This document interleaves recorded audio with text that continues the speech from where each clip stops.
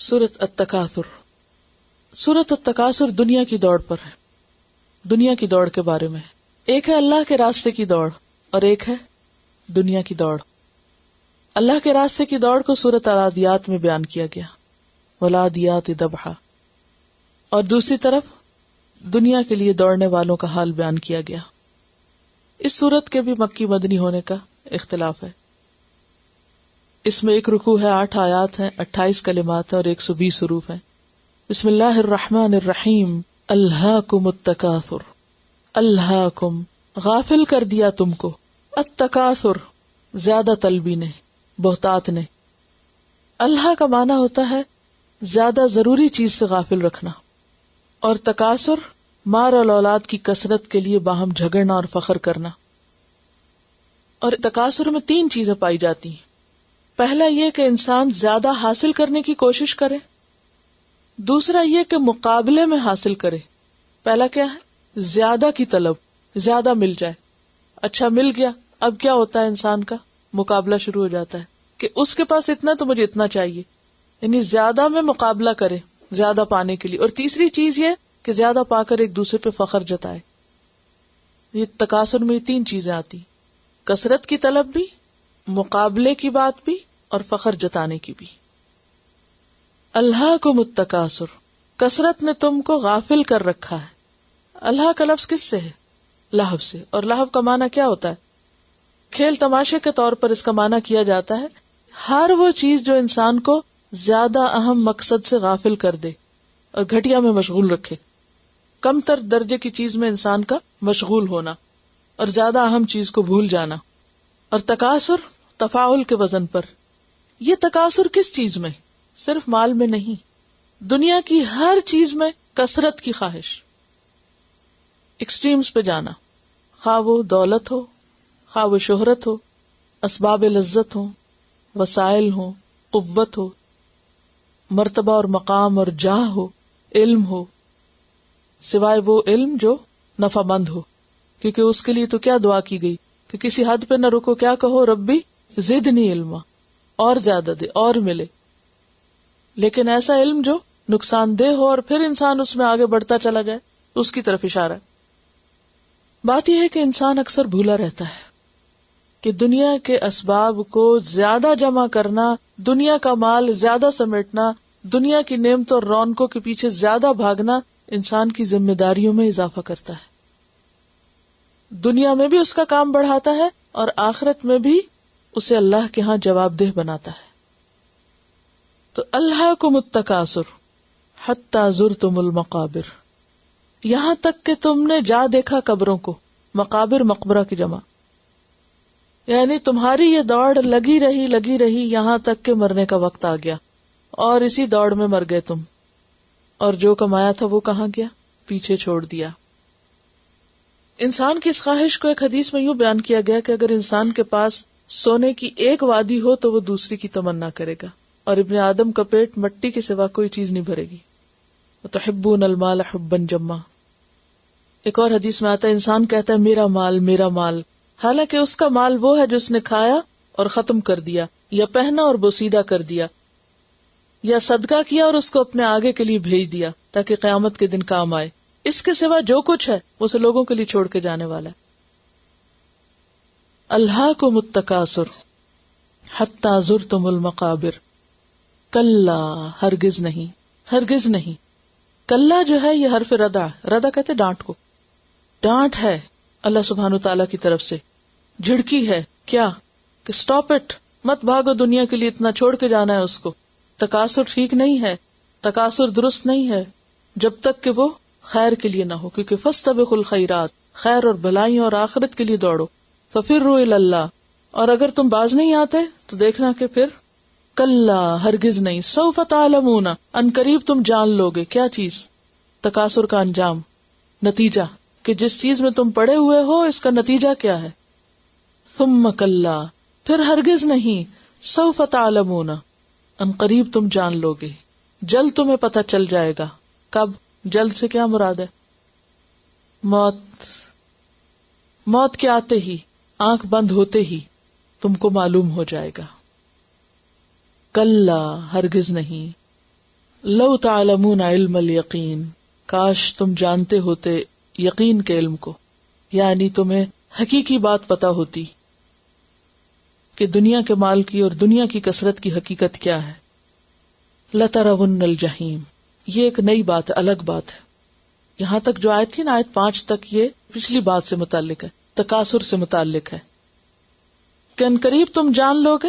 کاش تم جان لو علم یقینی، یعنی موت سے پہلے دنیا میں ہی تم کو پتا چل جائے، تمہیں یقین آ جائے.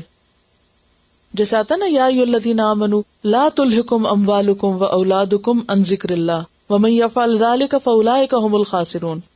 اور کاش تم کو پتا چل جائے کیا، کہ ما عند اللہ خیر من اللہو ومن التجارہ واللہ خیر الرازقین. اور کاش تم کو یقین آ جائے کیا، کہ وما ھذہ الحیاۃ الدنیا الا لہو ولعب وما الحیاۃ الدنیا الا متاع الغرور. لیکن یہ کب پتا چلے گا؟ جب وہاں آنکھ کھلے گی کہ جو پیچھے چھوڑا ہے وہ تو ایک کھیل تھا، تو کچھ بھی نہیں تھا. ایک اور جگہ پر اللہ تعالیٰ فرماتے ہیں نا، اعلموا انما الحیاۃ الدنیا لعب ولہو، جان لو کہ دنیا کی زندگی کیا ہے، لعب اور لہو، وزینۃ وتفاخر بینکم وتکاثر فی الاموال والاولاد کمثل غیث اعجب الکفار نباتہ ثم یہیج فتراہ مصفرا ثم یکون حطاما وفی الآخرۃ عذاب شدید ومغفرۃ من اللہ. دونوں چیزیں ہیں وہاں. دیکھنا یہ کہ تم کس کے لیے بھاگ رہے، تمہاری کوشش کیا ہے. پھر فرمایا لترون الجحیم، البتہ تم ضرور دیکھ لو گے جہنم کو، بھڑکتی آگ کو. جیسے ایک اور جگہ پر آتا ہے ورأى المجرمون النار فظنوا انہم مواقعوها ولم یجدوا عنہا مصرفا. اور آل فرعون کے بارے میں کیا آتا ہے، النار یعرضون علیہا غدوا وعشیا ویوم تقوم الساعة ادخلوا آل فرعون اشد العذاب. مرتے ہی انسان کو دکھا دیا جاتا ہے کیا، الجحیم. لترون الجحیم ثم لترونها عین الیقین، پھر البتہ تم ضرور دیکھو گے اس کو یقین کی آنکھ سے. آج ہم کس آنکھ سے دیکھ رہے ہیں اس کو، امیجنیشن کی آنکھ سے، لیکن اس دن یقین کی آنکھ سے دیکھو گے. اور یہ سب دیکھیں گے، مومن کافر سب دیکھیں گے. لیکن مومن کا دیکھنا کیا ہوگا، بس ایک جھلک دیکھیں گے اور آگے نکل جائیں گے. لیکن کافر تو پھر سوچیں گے کہ اب اسی میں جا کے پڑھنا، یہی ہمارا گھر ہے. ثم لتسألن یومئذ عن النعیم، پھر البتہ تم ضرور پوچھے جاؤ گے اس دن نعمتوں کے بارے میں. تسألن کا مطلب یہاں صرف سوال کرنا نہیں ہے، اس سے مراد حساب کتاب کرنا اور اس کے انجام تک پہنچانا، جزا سزا دینا. یعنی پوچھ پڑتال بھی ہوگی اور اس کے ساتھ ساتھ اس کا نتیجہ بھی دکھایا جائے گا. یہ کون سی نعمتوں کی بات ہو رہی ہے کہ تم سے ضرور پوچھا جائے گا؟ انسان کو کیا کچھ ملا ہے، کون کون سی نعمتیں ہمارے پاس؟ مثلا اللہ سبحانہ وتعالیٰ فرماتے ہیں وَمَا بِكُم مِّن نِعْمَةٍ فَمِنَ اللَّهِ، جو بھی ملا سبھی نعمت ہے، سب اللہ کی طرف سے. کتنا ہے؟ وَإِن تَعُدُّوا نِعْمَةَ اللَّهِ لَا تُحْصُوهَا، گننا چاہو تو گن نہیں سکتے. اور پھر یہ صرف دنیا کی نعمتیں نہیں، دین بھی نعمت ہے. الْيَوْمَ أَكْمَلْتُ لَكُمْ دِينَكُمْ وَأَتْمَمْتُ عَلَيْكُمْ نِعْمَتِي. اور پھر دین کی خاطر جو محبت ہے آپس میں، یہ بھی نعمت ہے. وَاذْكُرُوا نِعْمَةَ اللَّهِ إِذْ كُنتُمْ أَعْدَاءً فَأَلَّفَ بَيْنَ قُلُوبِكُمْ. حقیقی دین یا دین کی سمجھ انسانوں کے اندر کیا پیدا کرتی ہے؟ باہم الفت. جس سے دین سے محبت ہوتی ہے اسے دین والوں سے خود بخود محبت ہو جاتی.